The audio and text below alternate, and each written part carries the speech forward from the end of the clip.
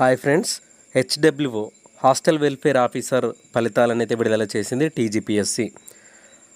అభ్యర్థుల యొక్క మార్కులతో జనరల్ ర్యాంకింగ్ లిస్ట్ జీఆర్ఎల్ను విడుదల చేసింది, వెబ్సైట్లో పెట్టింది. ఈ పాటికి అభ్యర్థులందరూ కూడా తమ యొక్క ర్యాంకును చూసుకొని ఉన్నారు.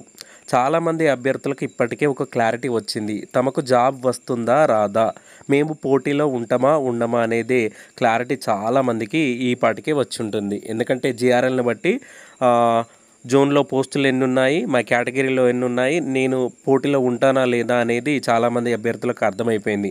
మరి మెరిట్లో తక్కువ ర్యాంక్ ఉన్న వాళ్ళు ఏం చేయాలి, మరి వాళ్ళు కూడా పోటీలో ఉంటారా లేదా? మీరు థంబ్నెయిల్లో చూసినట్టు మరి హెచ్డబ్ల్యూఓ రాని వాళ్ళు ఏం చేయాలి, ఖచ్చితంగా వాళ్ళు పోటీలో ఉంటారా లేదా అనే విషయం డిస్కస్ చేయడానికి ఈ వీడియో చేశాను.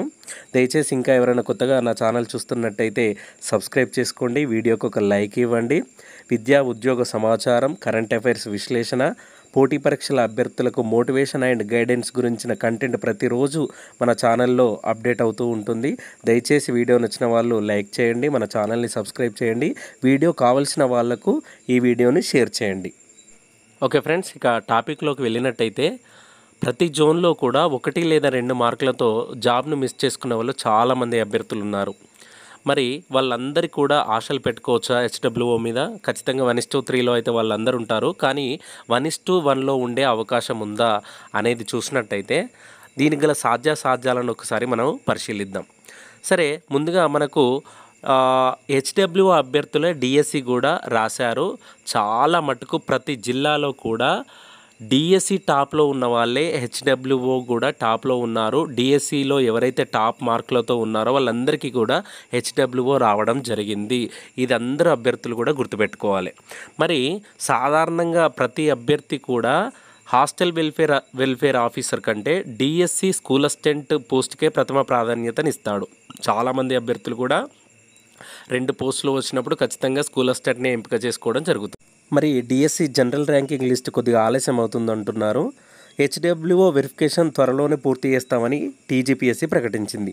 మరి డిఎస్సి టాప్లో ఉన్న అభ్యర్థులు హెచ్డబ్ల్యూఓ వెరిఫికేషన్కు వచ్చి వాళ్ళు జాబుల్లో జాయిన్ అయితే మళ్ళీ తర్వాత డిఎస్సికి వెళ్ళినట్టయితే ఈ పోస్టులన్నీ బ్యాక్లాగ్ అయ్యేటువంటి అవకాశం ఉంటుంది. దీనివల్ల హెచ్డబ్ల్యూఓ డౌన్ మెరిట్లో ఉన్న అభ్యర్థులకు చాలా తీవ్రమైనటువంటి అన్యాయం జరుగుతుంది. సాధారణంగా ప్రతి అభ్యర్థి యొక్క 2 పోస్టులు వచ్చినప్పుడు దేన్నైనా ఎంపిక చేసుకోవచ్చు, కానీ ఏదైతే ప్రథమ ప్రాధాన్యతనిస్తారో దాన్ని మాత్రమే ఎంపిక చేసుకుంటే బెటర్. అంటే కొద్దిగా ఆలస్యమైనప్పటికీ కూడా అది త్వరలోనే డిఎస్సి వెరిఫికేషన్ కూడా పూర్తయ్యేటువంటి ఛాన్స్ ఉంది.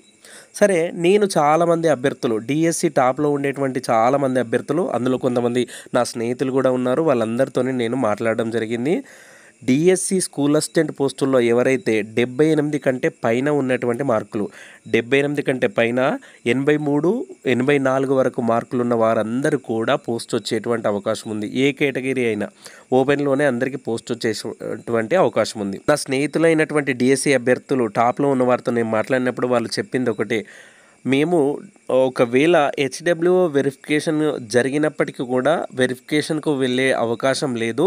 ఒకవేళ డిఎస్సి అనేది బాగా ఆలస్యం, కోర్టు కేసులు ఏమన్నా పడి బాగా ఆలస్యం అయ్యే అవకాశం ఉంటే మాత్రమే మేము వెరిఫికేషన్కు వెళ్తాము. లేని పరిస్థితులలో సమాంతరంగా 2 ఒకేసారి భర్తీ జరుగుతుంటే ఖచ్చితంగా మేము డిఎస్సికి మాత్రమే వెళ్తాము, హెచ్డబ్ల్యూఓ వెరిఫికేషన్కు వెళ్ళము అని వాళ్ళు చెప్పడం జరిగింది.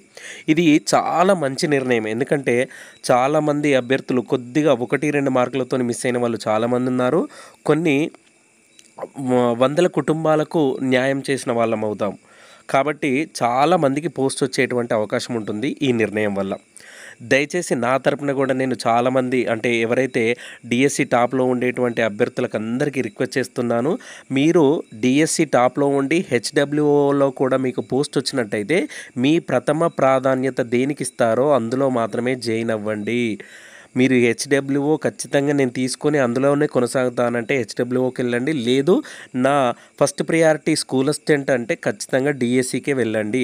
అంతేగాని ఖచ్చితంగా ఇక్కడ జాయిన్ అయ్యి మళ్ళీ దీనికి రిజైన్ చేసి మేము అక్కడికి వెళ్తామంటే కింది స్థాయిలో ఉండేటువంటి కొంతమంది అభ్యర్థులకు అన్యాయం జరుగుతుంది. దయచేసి ఒక రిక్వెస్ట్, అంటే చాలా ఒక కుటుంబానికి న్యాయం జరిగి సామాజికంగా ఆ కుటుంబం అనేది ఎదిగేటువంటి అవకాశం ఉంటుంది. కాబట్టి దయచేసి ఒక అభ్యర్థికి ఒక తోటి అభ్యర్థిగా మీరు న్యాయం చేసిన వారు అవుతారు.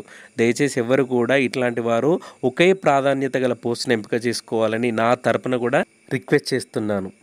ఓకే, ఇక డిఎస్సి జనరల్ ర్యాంకింగ్ లిస్టు మరి బాగా ఆలస్యమయ్యే ఛాన్స్ ఉందా అంటే అది కూడా కాదు. ఖచ్చితంగా సెప్టెంబర్ 25వ తేదీ అనేది విద్యాశాఖ కొన్ని లీకులు ఇవ్వడం జరిగింది. 25వ తేదీ లోపల ఖచ్చితంగా డిఎస్సి జిఆర్ఎల్ కూడా వచ్చే అవకాశం ఉంది. కాబట్టి డిఎస్సి జిఆర్ఎల్ వచ్చిన వెంటనే దసరా హాలిడేస్లో ఖచ్చితంగా వెరిఫికేషన్ ఉంటుందని కూడా సమాచారం. కాబట్టి డిఎస్సి కూడా సమాంతరంగా వెరిఫికేషన్ అనేటువంటిది పూర్తవుతుంది. కాబట్టి హెచ్డబ్ల్యూఓలో తక్కువ మార్కులతో పోస్ట్ మిస్ అయిన వారు ఎవరు కూడా ఆందోళన చెందకండి. తప్పకుండా మీరు పోటీలో ఉంటారు. ఎవరు కూడా బాధపడొద్దు. తప్పకుండా మీరు పోటీలో ఉంటారు. ఓకే, ఇది ఫ్రెండ్స్. నా కంటెంట్ కనుక మీకు నచ్చినట్టయితే లైక్ చేయండి, ఛానల్ని సబ్స్క్రైబ్ చేయండి. ఈ వీడియో హెచ్డబ్ల్యూఓ అభ్యర్థులకు, డిఎస్సి అభ్యర్థులందరికీ కూడా షేర్ చేయండి. వీడియో చూసినందుకు thank you friends. Thank you very much.